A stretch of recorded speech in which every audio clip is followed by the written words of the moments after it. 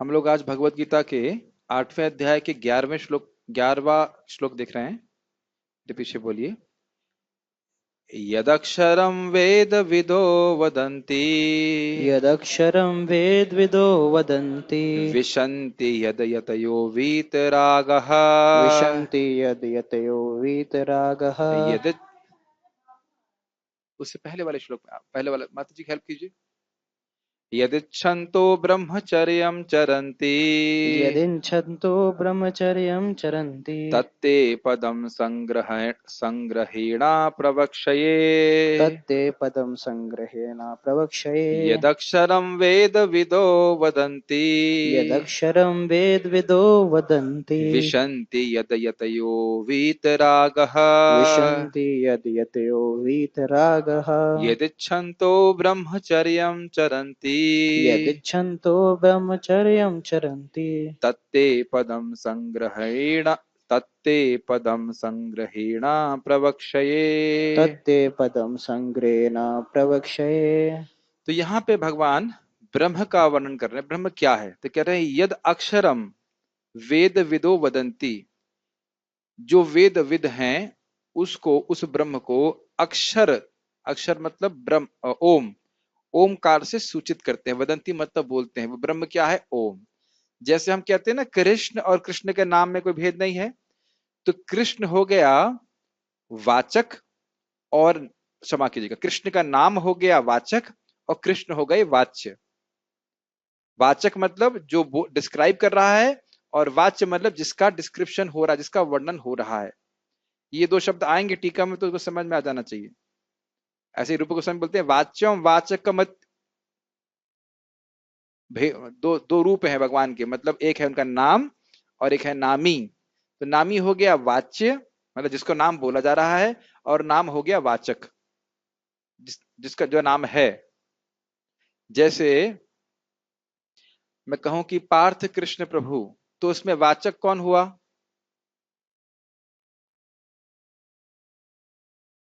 मैं हो गया, मैं तो हुई नहीं। पार्थ कृष्ण दास, ये हो गया वाचक, और वाच्य कौन हुआ? पार्थ कृष्ण प्रभु, मतलब जो भक्त का नाम ले रहे हैं। नहीं समझ में आ रहा है? ये क्या है? माउस है। तो माउस शब्द क्या है? वाचक है। और ये माउस जो है ये वाच्य है। अब समझ में आ रहा है? दुनिया में हर चीज यही तो है, और क्या है? ये क्या है? माइक है। तो माइक शब्द क्या है? वाचक। और ये क्या है? ये वाच्य है। अब समझ में आ रहा है? अभी भी समझ में नहीं आया? कोई कठिनाई? नहीं समझ में आ रहा है? वो कौन आ रहा है? एक मिनट रुक जाइए। अब आप नाम मत लीजिए, वो कौन आ रहा है? तुरंत बोल दिया पीताम्बर प्रभु। वाच्य नहीं। वैसे सही बोला उन्हें, वाच्य आ रहा है, मतलब जिनका डिस्क्रिप्शन किया जाएगा। अब इन्हें कैसे डिस्क्राइब करेंगे? लड़का बोल सकते हैं, ब्रह्मचारी बोल सकते हैं, ये सब वाचक हो जाएंगे ना इनके। जातिवाचक समझते हैं? जातिवाचक मतलब क्या? ये ब्राह्मण है, तो ये ब्राह्मण शब्द उस जाति का वाचक हुआ कि नहीं? अरे इंजीनियरिंग कर लोग, इतनी बड़ी बड़ी बात, और इतनी बात समझ में नहीं आ रही? वाचक और वाच्य। ये गृहस्थ है, ये ब्रह्मचारी है, ये सब वाचक शब्द हुए कि नहीं? इतना कठिन क्या है?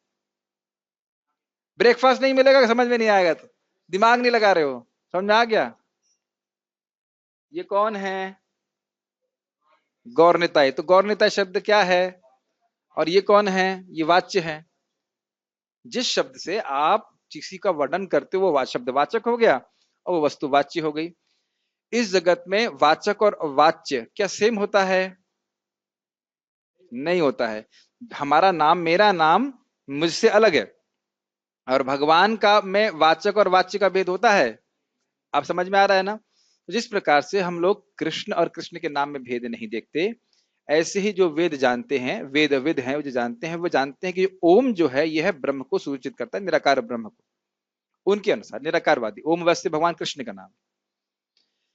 तो इसको पहले नहीं बोलना। यदक्षरम वेद विद वदंती, जो वेद विद हैं वह ओम के द्वारा उस ब्रह्म का निरूपण करते हैं। भगवान कौन है? आप समझ में आया? जो भक्तिविद हैं, जो भक्ति जानते हैं, वह भगवान का वर्णन कैसे वदंती, किम वदंती, कथम वदंती, कैसे बोलते हैं? उनका नाम कृष्ण बोल करके।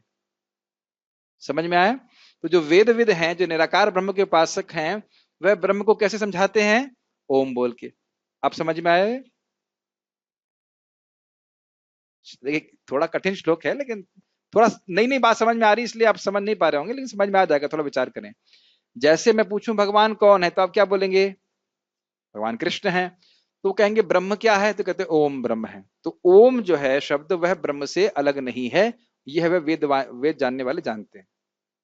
हम खाली श्लोक समझा रहे हैं आपको, ओम या निर्कार ब्रह्म पे ध्यान करने के लिए नहीं बोल रहे। विशंति मतलब प्रवेश करते हैं, यत यत यतयो वीतराग, यत मतलब मुनिगण, उस ब्रह्म में जिसको वह ब्रह्म ओम के द्वारा मतलब वाचित करते हैं, डिस्क्राइब करते हैं, उस ब्रह्म में वो प्रवेश करते हैं। कब? वीतराग, जब वह राग आदि से मुक्त हो जाते हैं। राग मतलब आसक्ति से मुक्त हो जाते हैं। इसके लिए वे क्या करते हैं? कहते हैं यदिच्छन, तो उस ब्रह्म में प्रवेश करने के लिए ब्रह्मचर्यम चरंती, वह ब्रह्मचर्य का पालन करते हैं। तत्ते पदम संग्रहेणा प्रवक्षे, उस पद को समझा को मैं बोल रहा हूं, समझने का प्रयास करो। अब देखिए ब्रह्म का वर्णन ही कितना कठिन है, तो उसकी साधना कितनी कठिन होगी, तो आप सोच लीजिए। कृष्ण भगवान है ये तो बड़ी आसानी समझ में आता है, ब्रह्म क्या है समझ में नहीं आता। लेकिन हम कर्तव्य बुद्धि से, क्यों क्यों कर्तव्य बुद्धि से? क्योंकि इस साधना का क्या फायदा होगा और अनन्य भक्ति से का क्या फायदा होगा, आपको तब समझ में आएगा कि कॉन्ट्रास्ट दिखा रहे हैं भगवान। देखो ये करने से यहां पहुंचोगे और ये करने से यहां पहुंचोगे, इसलिए इन श्लोकों को बोल रहे हैं। ये योग मिश्रित भक्ति का वर्णन हो रहा है।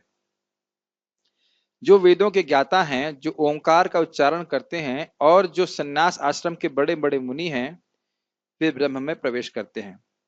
ऐसी सिद्धि की इच्छा करने वाले ब्रह्मचर्य व्रत का अभ्यास करते हैं। अब मैं तुम्हें वह विधि बताऊंगा जिससे कोई भी व्यक्ति मुक्ति लाभ कर सकता है। तो अब किस प्रकार से वो करते हैं, उसका वर्णन 12 और 13 तक आएगा। उस 14वें श्लोक में शुद्ध भक्ति का वर्णन होगा। एक बार जाके फिर से पढ़िएगा तो फिर और समझ में आएगा मैं क्या बोल रहा हूँ। गीता भूषण टीका। हमेशा तो हम कहानी नहीं सुना सकते, कुछ तत्व की बात भी आएगी। गीता में, भगवत गीता में थोड़ा तत्व का निरूपण भी होता है, थोड़ा सोच सीख लेना चाहिए।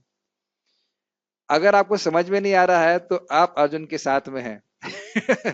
अब टीका में यही बोल रहे हैं, देखिए, मैं प्राण को आज्ञा चक्र में स्थित करने की विधि को समझ नहीं पा रहा हूं।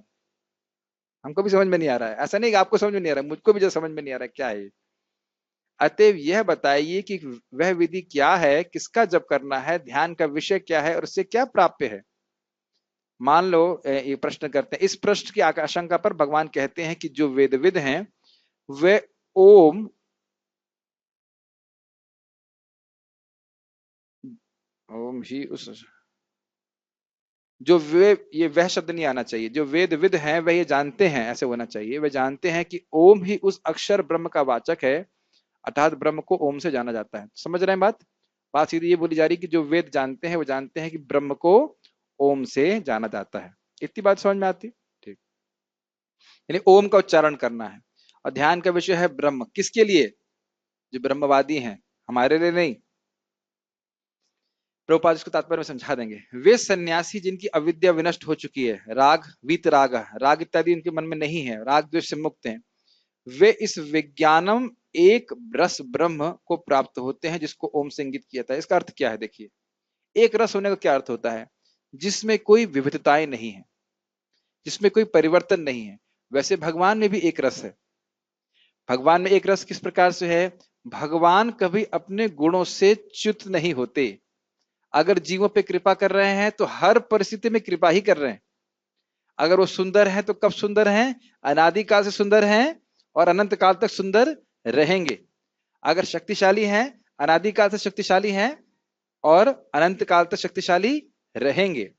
तो भगवान भी एक रस हैं, लेकिन उनमें विविधताएं हैं।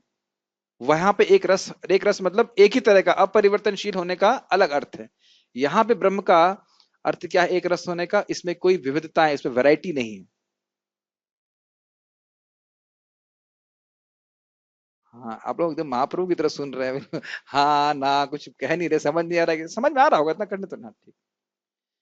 उस उभय रूप ब्रह्म को जानने की इच्छा से वे गुरुकुल वास आदि लक्षण नैष्टिक ब्रह्मचर्य का पालन करते हैं। उभय रूप मतलब एक ब्रह्म निराकार ब्रह्म और एक ब्रह्म ओंकार, जो शब्द रूप में है, वाचक रूप में और वाच्य। उस ब्रह्म जो वाच्य है उसको प्राप्त करने के लिए बार बार ओम का उच्चारण करते हैं और ब्रह्मचर्य आदि का पालन करते हैं गुरुकुल में रहते हुए। समझ में आ रहा है? भाई हम हरे कृष्णा क्यों कर रहे हैं? ताकि हम हरे कृष्णा के भी, हरे कृष्णा को भी समझें और कृष्ण को भी समझें। ये बात समझ में आ रही है? क्या हम हरे कृष्णा को समझते हैं? हरे कृष्ण को समझ रहे हैं हम लोग? भाई भगवान का हरे कृष्ण मंत्र भी तो सच्चिदानंद है, अभी कहाँ समझ पाए? अभी इसके लिए निरुत्साहित होने की जरूरत नहीं। वेद कहता है ना समझ पाओ, लेकिन बार बार बोलोगे तो समझ में आ जाएगा भगवान की कृपा से। तो उसी प्रकार से ओम किस प्रकार से ब्रह्म है क्या समझ में आता है? नहीं आता है। लेकिन जो लोग इस प्रकार के पथ को चलना चाहते हैं वो गुरुकुल में जाते हैं, ब्रह्मचर्य का पालन करते हैं, ओम ऐसे करके बोलते हैं, पर उनका अंतःकरण शब्द से शुद्ध हो जाता है और वो समझ पाते हैं। मैं थोड़ा कुछ बात कहना चाहता हूं, कठिन होगी, थोड़ा ध्यान पर सुनिए। क्या जगत में आप भोगों की अभिलाषा, भोगों के सुख का अनुभव कर पाते हैं? अरे हर चीज में कठिन सोचते, बड़ा कठिन उत्तर होगा। हाँ करते हैं। हाँ मतलब अनुभव करते हैं। अनुभव करते हैं कि नहीं? खाना, सुनना, सुनना, छूना, जो भी अनुभव तो कर रहे हैं ना। ये इसलिए हो रहा है क्योंकि हमारा चित्त अभी भोग को ग्रहण कर रहा है। क्या कहते हैं? विषयाकार चित्त। क्या नाम शब्द बोला मैंने? विषयाकार चित्त। ऐसा चित्त जो विषयों को ग्रहण करता है। ठीक, तीन प्रकार के चित्त हो गए। एक हो गए विषयाकार चित्त जिसका अनुभव भाव हम कर रहे हैं, भगवान को ग्रहण नहीं कर पाता है, पकड़ नहीं पाता भगवान के क्या सुख है भक्ति में, या और भोगों को पकड़ लेता है। यस, ये समझ में आ रहा है? अब ये लोग जो ओम ओम ओम ओम करते रहते हैं, मतलब साधना करते हैं, तो इनका चित्त शुद्ध हो जाता है। लेकिन ये भगवान के भक्त नहीं है तो इनका चित्त हो जाता है ब्रह्माकार चित्त या आत्माकार चित्त। मतलब ये ब्रह्म का अनुभव कर पाते हैं और इस जगत का अनुभव नहीं कर पाते। कुछ समझ में आ रही बात? उनको अब विषय कानों में प्रवेश नहीं करता, उन्हें समझ में नहीं आता जगत का भोग क्या है ना, वो नहीं पकड़ते। वो एक लाइक 0 और 1 है। अगर आप भगवान की भक्ति का सुख अनुभव करने लग जाएंगे तो जगत का भोग आपको नहीं समझ में आएगा, उसको टच ही नहीं करेंगे। प्रेमावस्था में विषय भोग की कोई मतलब होता ही नहीं, कि उसको रजिस्टर ही नहीं करता, उसको अनुभव ही नहीं होता इस प्रकार। तो अब मैं क्यों बोल रहा हूं, तो उसी ये जो होता, मतलब यही बात बोल रहे हैं, वीत रागा, राग आदि से मुक्त होकर अविद्या से व्यक्ति मुक्त हो जाता है तो विषयों को ग्रहण करना बंद कर देता है। और ये कैसे करते हैं लोग? ओ ऐसे करके ओम ओम करते रहते हैं, ओम करते हैं और ग्रंथ इत्यादि पढ़ते हैं। ये इनकी मोटी मोटी साधना हम समझ पा रहे हैं। आपको करना नहीं है, लेकिन करना नहीं तो बता क्यों रहे हैं? क्योंकि इसे टीका में लिखा है इसलिए इसका वर्णन कर रहा है। मैं उस पद का और उसको प्राप्त करने का उपाय का वर्णन करूंगा ताकि तुम आसानी से उस विद्या को प्राप्त कर सको। संग्रह का शाब्दिक अर्थ है जिसके द्वारा सत्य को सम्यक रूप से ग्रहण किया जा सके। सम्यक ग्रह, ग्रह मतलब पकड़ना। तो मैं बोल रहा हूं ताकि तुम समझ सको।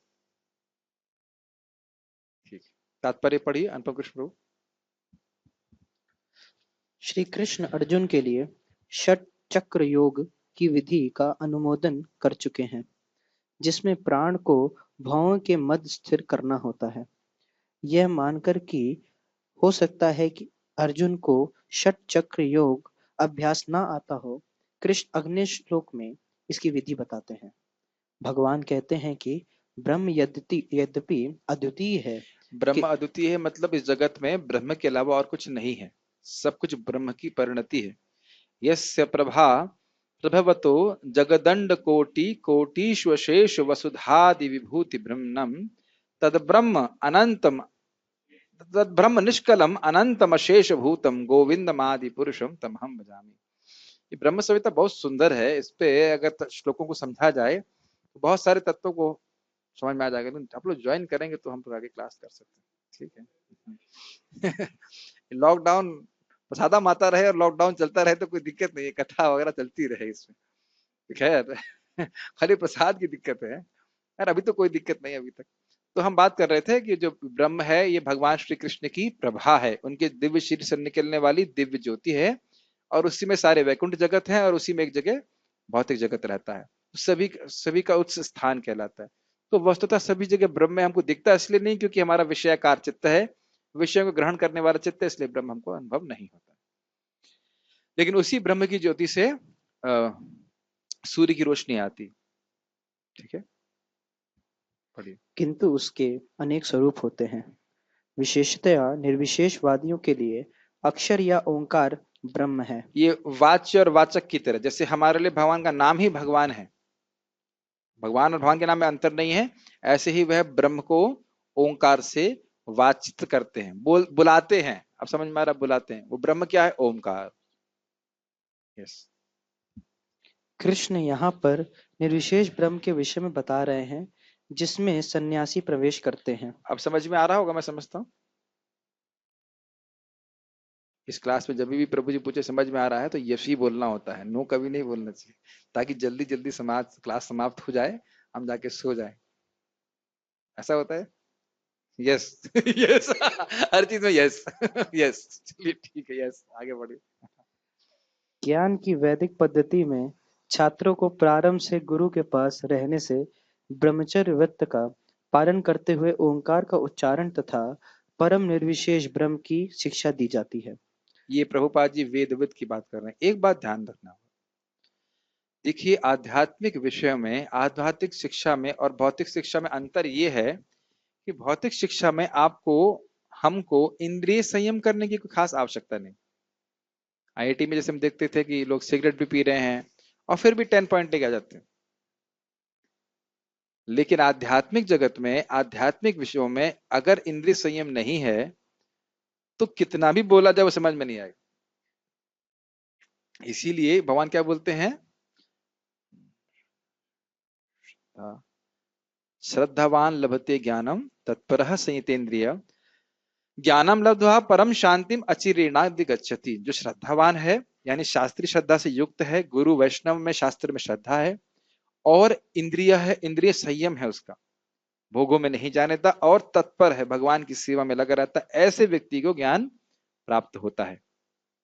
क्या क्या गुण आपने देखे? श्रद्धावान, तत्पर और इंद्रिय संयम। फिर से रिपीट करें, श्रद्धावान, तत्पर और इंद्रिय संयम। तो ये तीन रहना चाहिए। अगर नहीं रहेगा तो ज्ञान धारण ही नहीं कर पाएगा। जैसे कल एक भक्त एक बाल्टी में खूब सारा महाप्रसाद लेके आए, तो मैं उसको ग्लास में ले रहा था, एक भक्त बोले मेरे को भी दे दो, मेरे को भी दे दो। तुमने कहा जेब में दे दें। अगर मान लीजिए कोई जूस लेके आया है तो हमारे साथ समुद्र पर आप बांट रहे थे, हाँ ये बांट रहे थे, वो ये भागते थे कि दे दो दे दो। हमने कहा भाई पात्रता तो लेके आओ, पात्र तो लेके आओ, तब तो कृपा मिलेगी। समझ रहे? जेब में थोड़ा रख दिया जाएगा आपका रसगुल्ला या जो भी है, मतलब जूस उसका। तो इसीलिए कुछ अपनी भी पात्रता की आवश्यकता है, इंद्रिय संयम करना आवश्यक है। इस संबंध में भगवान के बारे में बड़ी सुंदर उक्ति है कि भगवान को अगर हम जल्दी संतुष्ट करना चाहते हैं तो तीन चीजें करनी होती हैं। एक, कि हमें अपनी इंद्रियों पर संयम करना होता है। दूसरा, दूसरों पे दया करनी होती है। और तीसरा, जैसे भगवान रखें वैसे संतुष्ट रहना होता है। याद हुआ आपको? इंद्रिय संयम, दूसरों पे दया, और जैसे भगवान रख रहे हैं वैसे उसमें संतुष्ट रहना चाहिए। नहीं, देखिए कुछ शरीर की आवश्यकता है, मान लीजिए पंखा नहीं चल रहा है, गर्मी लग रही है, तो आपको इंचार्ज को बोल सकते हैं, वो तो कोई दिक्कत नहीं है। लेकिन कहो कि अब एसी भी चाहिए और बहुत अच्छा वो व्यवस्था चाहिए, नहीं। जो हमारा कर्म है उसके अनुसार हम लोग बहुत अच्छी अवस्था में ये मान रहे हैं कि हम लोग को लॉकडाउन का कोई ज्यादा प्रभाव नहीं हो रहा। ये किसकी कृपा है? अब मैं वो शब्द बोलना नहीं चाहता, भी किसी भक्त ने मुझे बताया, मेरा मन घबरा गया था सुन करके। लेकिन किस प्रकार से लोग लॉकडाउन में पागल हो रहे हैं, मैंने कहा कि क्यों बता दिया इन्होंने मेरे को। लेकिन एकदम मैं, मतलब हृदय हमारा थोड़ा सॉफ्ट रहता ना, सुन करके बड़ा घबराहट हो गई। लेकिन सोच रहे थे कि किस प्रकार से लोग परेशान हैं। सोचो हम इस रूम में बंद कर दिए गए होते तो। हाँ, लोगों के घर भी तो छोटे छोटे, हम लोग को तो घूम रहे हैं, पूरा गार्डन में घूम रहे हैं, सब कुछ कर रहे हैं। 12 एकड़ का हमारा एरिया है। तो इस प्रकार से हम देख रहे हैं कि भगवान की कृपा से वो बाहर सब कुछ जलन चल रही है, लेकिन भक्तों के लिए भगवान सब आराम से व्यवस्था कर रहे हैं। खैर हम वापस टॉपिक पे आ जाते हैं। बात ही कर रहे थे कि ये लोग शिक्षा, मतलब मैं ब्रह्मचर्य में बोला था, ब्रह्मचर्य जो है इत्यादि शिक्षा क्यों दी जाती थी? इंद्रिय संयम के ना किए बिना व्यक्ति वैदिक ज्ञान को धारण नहीं कर सकता, ये बात। एक और इंटरेस्टिंग बात है कि इंद्रिय संयम जब हम करते हैं तो इंद्रियों की शक्ति बढ़ जाती है। आपको याद है गीता का श्लोक, सुखम आत्यंतिकम यत्तद बुद्धि ग्राह्यम अतीन्द्रियम। उस आध्यात्मिक सुख जिसमें कोई दुख मिश्रित ना हो, उसका अनुभव कैसे कर सकते हैं? जब हमारी इंद्रियां अतीन्द्रियां हो जाएं, शुद्ध हो जाएं। इस संबंध में एक भक्त ने बहुत सुंदर शिक्षा दिया कि क्यों भक्ति में हमको पूर्ण सुख नहीं मिल रहा है, क्योंकि कहीं ना कहीं हम असत्संग कर रहे हैं। तो उसको हमें निराशायित नहीं होना, से कट डाउन करना है। देखिए बहुत गंभीर बात है। जैसे हम अभी टीका पढ़ रहे हैं, प्रभुपाद जी के शब्दों को पढ़ रहे हैं, हम प्रभुपाद जी के संग प्राप्त कर रहे हैं, ये तो मानते हैं। जीव गोस्वामी बात से बताते हैं। अखबार पढ़ रहे हैं तो, न्यूज पढ़ रहे हैं तो नहीं, क्या जिसने लिखा है उसका संग प्राप्त कर रहे हैं। हाँ, आप समझ में आया सत्संग? जिस प्रकार से जिस वाणी में तत्वाग विसर्गो, जिस कथा में, जिस लिटरेचर में भगवान का नाम आता है वह शुद्ध करने वाली होती है। व्यतिरेक में देखिए, यही भगवान की इच्छा है, अन्वय व्यतिरेकाभ्याम। किस प्रकार से भक्ति में आगे बढ़ोगे और किस प्रकार से अपराध करने से पीछे जाएंगे, दोनों चीज समझिए। हम गाड़ी चलाते हैं तो यह भी देखते हैं कि एक्सीडेंट ना हो, गड्ढे में ना जाए गाड़ी। Isn't it? सही बोल रहा हूं शास्त्री जी?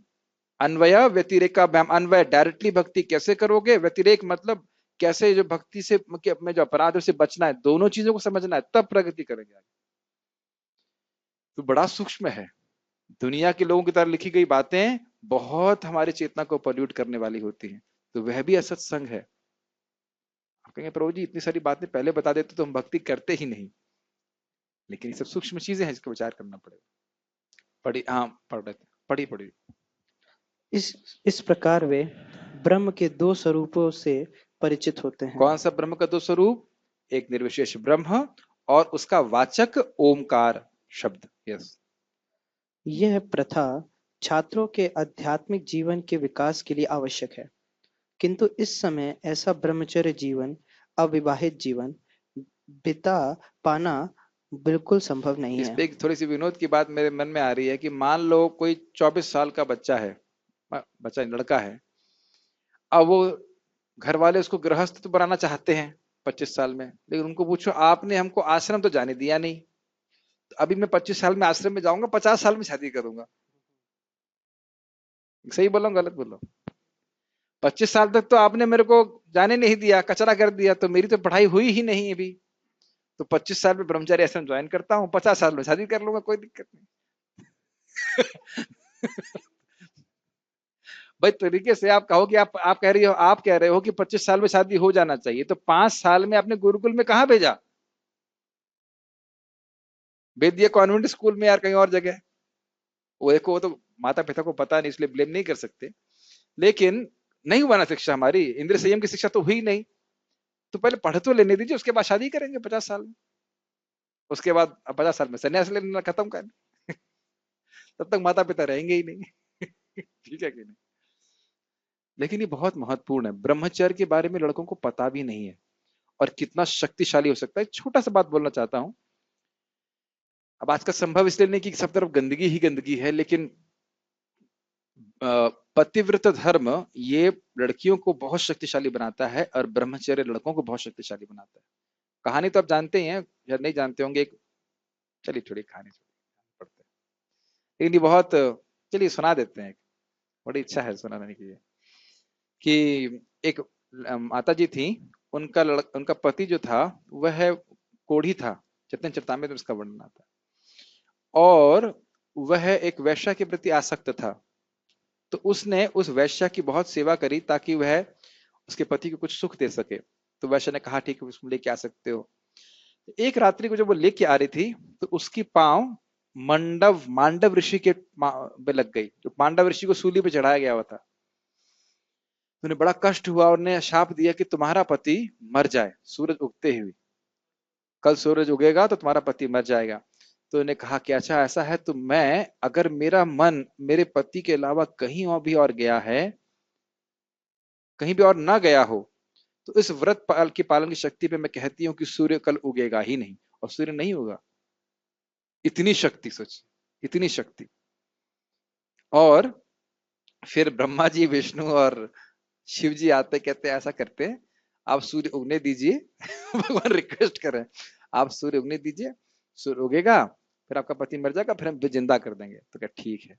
तो फिर सूर्य उगता है, और उसके बाद वह मर जाता है उसका पति, और फिर वह उसको जला देते हैं, और उसका कुष्ठ भी ठीक हो जाता है, उसकी मति वैश्या से भी हट जाती है। इतना शक्तिशाली। ऐसे ही एक नल दमयंती के बारे में होता है, बहुत लंबी कथा है, लेकिन उसका एक अंश है कि नल राजा जो है वो चले जाते हैं जंगल में, वो अपनी पत्नी को छोड़ देते हैं। पत्नी उठती है, देखती है पति चला गया है, तो एक शिकारी उनपे बुरी दृष्टि डालता है, तो एकदम स्मरण करती है कि अगर राजा नल के अलावा मेरा चित्त कहीं और ना गया हो, तो ये व्यक्ति तुरंत अभी जल के खत्म हो जाए, खत्म हो गया, तुरंत जल के समाप्त हो गया। ऐसे ही द्रौपदी जो महान सती स्त्री थी, उनको उनका अपमान करने की वजह से ही पूरा कुरु वंश ध्वंस हो गया। तो आप देख सकते हैं कि स्त्रियों को अगर पति के प्रति समर्पित किया बनाने की ट्रेनिंग दी जाए तो कितना बड़ा शक्ति हो सकती है। इसी तरह जो कोई पुरुष है, अगर ब्रह्मचर्य का पालन करें तो कितना शक्ति बढ़ सकती है। इन सब का कोई ट्रेनिंग ही अब समाज में समाप्त हो गई। बताइए कहाँ शिक्षा दी जा रही। और वास्तविक बात यही है कि स्त्रियों को बहुत अधिक एजुकेशन देने से क्या होता है,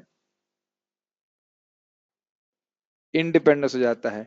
इंडिपेंडेंस तो आ जाती है, लेकिन बुद्धि उतनी ही रहती है। प्रभुपाद जी इस बात को हम बता रहे थे अमेरिका में, और ये हो रहा है। अमेरिका में क्यों सिंगल मदर चल रही हैं? कोई व्यक्ति आता है, स्त्रियों का भोग करता है, बच्चे हो जाते हैं, बेचारी वो जिंदगी भर काम करती है बच्चे को पालने के लिए। वो समझ नहीं पाते किस प्रकार से ये उच्छृंखल पुरुष उनका भोग करने के चक्कर में रहते हैं। बहुत खराब स्थिति है। ज्यादा व्याख्या नहीं करना चाहते, बस खाली ये बोलना चाहते हैं कि ये शिक्षा की मूल सिद्धांत है जिसका पूरी तरह भी लोप हो चुका है। तो प्रभुपाद कह रहे हैं संभव ही नहीं है सब करना, लेकिन फिर भी सिद्धांत पकड़ना चाहिए। पढ़िए।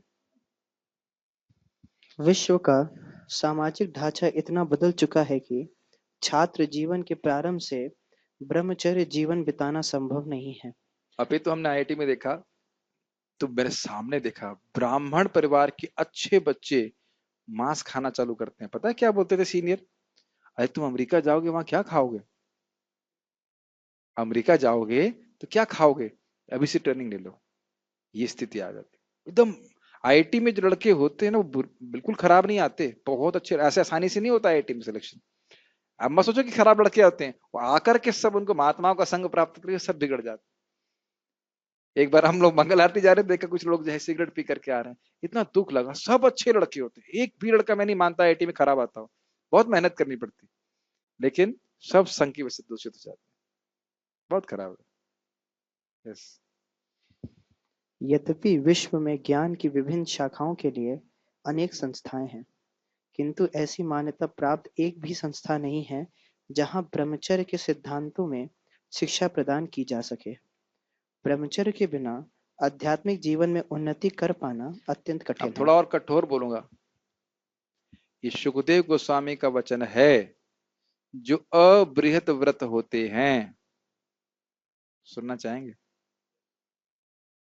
वह भगवत धाम नहीं जा सकते। जो बार बार ब्रह्मचर्य का खंडन करते हैं, वह भगवत धाम नहीं जा सकते। किसका वचन है? सुखदेव गोस्वामी।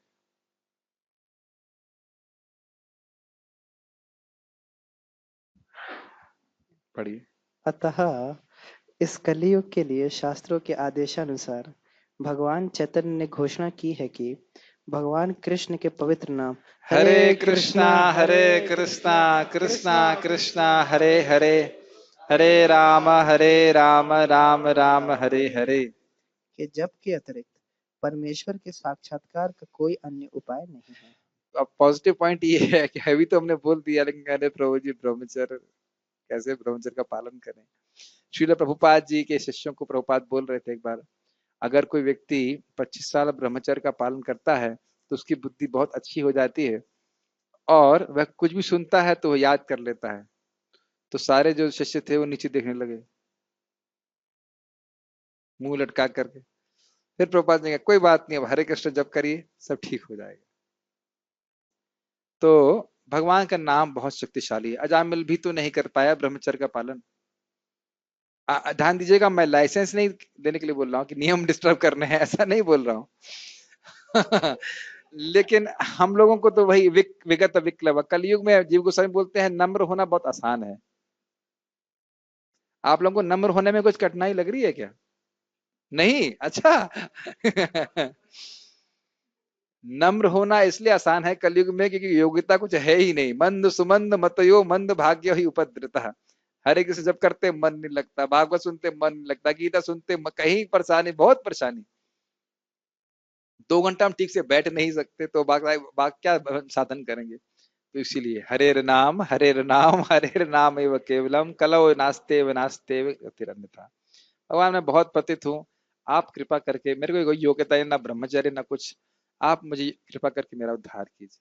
बहुत अच्छी बात है। कोई इस पे प्रश्न है? नहीं तो फिर अगला श्लोक हम देखेंगे। Any questions? यस प्रभु, प्रश्न का है तो। तो रूपा जी एक जगह बोले हैं कि there are two kinds of sense gratification, subtle sense gratification and हाँ, एक स्थूल इंद्रिय तृप्ति है और एक सूक्ष्म इंद्रिय तृप्ति है। यस। दोनों प्रकार की होती है, दोनों से फर्क पड़ता है। हाँ, दोनों से फर्क पड़ता है, मतलब दोनों से फर्क पड़ता है। देखिए, कम से कम पहले स्तर पे हम स्थूल इंद्रिय तृप्ति से तो दूर रहें, और कलयुग में मन के पापों को ग्रहण नहीं किया जाता है। लेकिन ये स्वाभाविक सी बात है कि मन अगर हम बार बार छोड़ देते हैं भोगों में, तो फिर स्थूल रूप में भी परिवर्तित हो जाता है। देखिए, हम जहां कहीं भी हों, भगवान की तरफ हमेशा उन्मुख हो सकते हैं। तो इसलिए हम लोगों को निराशा होने की जरूरत नहीं है। भगवान का नाम एक ऐसा हवाई जहाज है जो सब कुछ, सारे सद्गुण दे देगा, सारे सद्गुण दे देगा। भगवान की भक्ति एक ऐसी चीज है, सारे सद्गुण दे देगा। अजामिल जैसे व्यक्ति को भगवान ने अपने वैकुंठ से दूत भेजे बचाने के लिए, तो अब क्या कहा जाए। प्रभुपाद जी कहते हैं जो लोग उतने पापी नहीं है जितना कि अजामिल थे, तो उस अजामिल था तो उनका भी उद्धार हो ही जाएगा। मेरी तो बड़ी इच्छा होती है, आप लोगों ने कभी सुना नहीं होगा, चैतन्य भागवत से कभी समय मिलेगा तो बोलूंगा। जब जगाई मधाई का उद्धार हो गया, तब मधाई ने क्या बोला? मधाई की प्रार्थना कभी नहीं सुना ना आपने? वो सुने हैं, कुछ एक दो भक्तों ने सुना है। और तब वह स्थापित करते हैं कि किस प्रकार से श्रीमन चैतन्य महाप्रभु कृपालु हैं। वो जो महाभोगी महापापी था, आगे जाकर वे माधवानंद ब्रह्मचारी के रूप में प्रसिद्ध हुआ।